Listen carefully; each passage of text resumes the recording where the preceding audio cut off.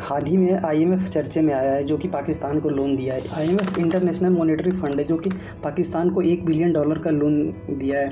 साथ ही एक प्रकार का लोन दिया है $1.4 बिलियन का, जिसमें कि रेजिलियंस एंड सस्टेनेबिलिटी पॉलिसी के तहत दिया गया है। ये किसी देश में जैसे कि पर्यावरण को सुधार करने में, क्लाइमेट को चेंज एडजस्ट करने में दिया जाता है। पिछले साल पाकिस्तान में बाढ़ आने की वजह से यह दिया जा रहा है। और साथ ही साथ पाकिस्तान को ये लोन पिछले 2023 से दिया बात चल रही है देने के लिए, जो 37 मंथ का होगा, जिसमें कि पाकिस्तान को $7 बिलियन दिया जाएगा। और ये लोन कभी भी एक साथ नहीं दिया जाता, एक एक करके दिया जाता है।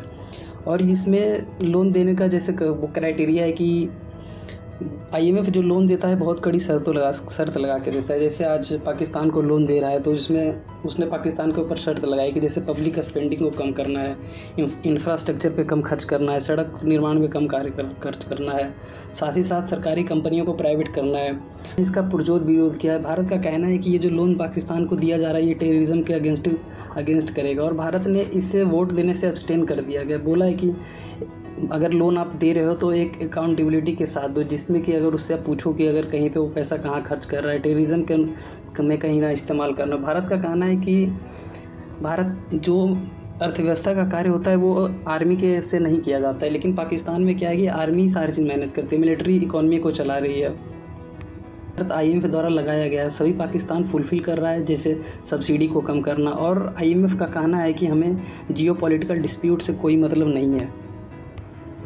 आईएमएफ के प्रमुख कंट्री जैसे यूएस हो गया, चाइना हो गया, सऊदी अरेबिया हो गया, यूएई हो गया, लोन का अप्रूव कर दिया है। इन सभी का कहना है कि पाकिस्तान का इकोनॉमी कोलैप्स ना हो जाए। अगर ऐसा होने से न्यूक्लियर किसी ऐसे लोगों के हाथ में चले जाए जिससे कि क्राइसिस पैदा हो सकता है, तो इसीलिए पाकिस्तान को इकोनॉमिक क्राइसिस में ना डाल के उसे लोन दिया जा रहा है। जिसमें कि जैसे आईएमएफ में अभी फ़िलहाल 191 मेंबर हैं, 191 देश सदस्य हैं, और यह 1945 में बनाया गया था। यह किसी भी ख़राब स्थिति से गुजरने वाले देश को मिलता है। जितना आईएमएफ का कंट्रीब्यूशन होता है उसी के अनुसार दिया जाता है, जैसे परसेंटेज ऑफ वोट पावर होता है। आज के टाइम में जैसे सबसे ज़्यादा परसेंटेज है अमेरिका के पास, तो अमेरिका इसमें हमेशा जीत जाता है। अमेरिका मतलब कि जो किसी भी देश को लोन देना होता है तो वो सबसे ज़्यादा देता है, उसकी वोटिंग परसेंटेज काफ़ी ज़्यादा है। आईएमएफ का कहना है कि अगर पाकिस्तान जिस दौर से गुज़र रहा है, आज अगर वो कहीं वायलेंस क्राइसिस में चला जाता है, तो उससे क्या होगा कि उसके अंदर अफरा तफरी का माहौल हो जाएगा और वहाँ आतंकवादियों का शासन हो जाएगा। और ऐसे स्थिति में वो देश के अंदर, पूरे मिडिल ईस्ट के अंदर क्राइसिस का भाग बन सकता है, जो कि वो न्यूक्लियर पावर्ड देश है। और न्यूक्लियर पावर देश अगर कोलैप्स होता है तो बहुत सारे नुकसान झेलना पड़ता है पूरे विश्व को। इसके साथ ही पूरे विश्व के अंदर ये सारी चीज़ समस्याएँ आ सकती है।